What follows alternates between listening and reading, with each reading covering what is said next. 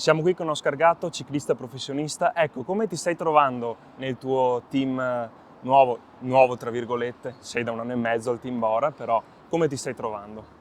Abbiamo tutto al top, dopo come squadra tedesca l'organizzazione è impeccabile, anche a livello di materiali e tutto, quindi è sicuramente una squadra fantastica e ne posso solamente essere fiero. Martedì correrò a Plouay in Francia, poi a metà settembre il Giro di Slovacchia e poi verso fine settembre inizieranno le classiche del nord in Belgio con Amstel, Freccia, Liegi, Fiandre, Roubaix, quindi farò diciamo tutta la campagna belga, incrociando anche le dita che tutto si svolga nel migliore dei modi e tutto si possa anche svolgere, visto che comunque non siamo proprio fuori da tutti i rischi.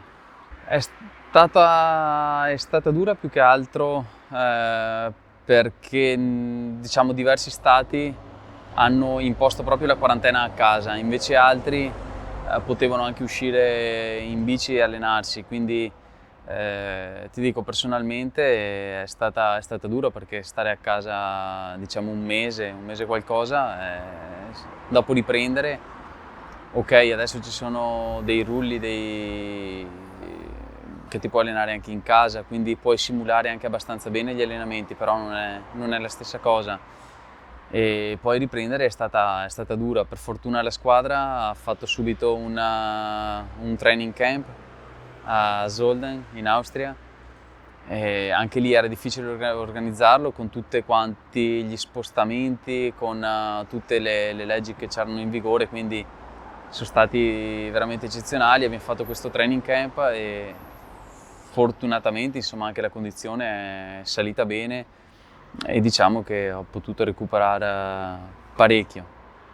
Adesso in vista anche dei prossimi appuntamenti mi sento anche abbastanza pronto, ma come pronta anche tutta la squadra, come dimostrato nella ripresa post-Covid. Obiettivi per quest'anno comunque va bene, è sempre nelle corse dove ci sono dei leader sostenere loro. Diciamo che magari a volte metto da parte anche le mie ambizioni personali per quello che è la squadra. Adesso, come ho detto, riprenderò martedì a Plouay, magari lì potrò anche avere possibilità anche di magari fare anche la mia gara.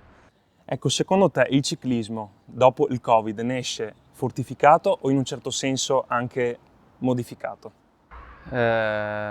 Diciamo che certi hanno no, diciamo che tutti hanno sofferto.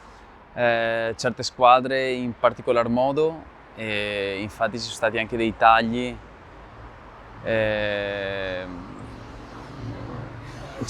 Vabbè, è stato naturale che comunque il calendario è stato mischiato, è stato rifatto roba, quindi diciamo che da una parte anche hanno sperimentato anche qualcosa di diverso. Diciamo personalmente magari preferisco come era quello originale, però almeno adesso possiamo dire no, abbiamo provato, che ne so, a fare una Sanremo ad agosto ed è stata sicuramente bella, appassionante, ha vinto un corridore fortissimo, quindi non è che a livello di vittoria magari siano cambiati i forti sono sempre rimangono sempre forti sicuramente, però cambiano come le corse cambiano, però diciamo spero comunque sì che un qualcosa di buono anche sto Covid. Anche per i tifosi che possono tornare. Piano piano, adesso sì, infatti, adesso sicuramente quelli che non lo seguono per strada lo seguono anche per TV.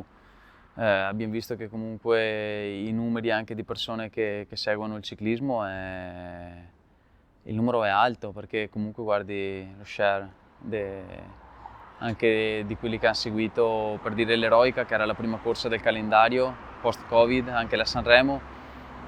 È stato uno share molto alto, quindi vuol dire che la passione anche per il ciclismo c'è, nonostante le date siano cambiate.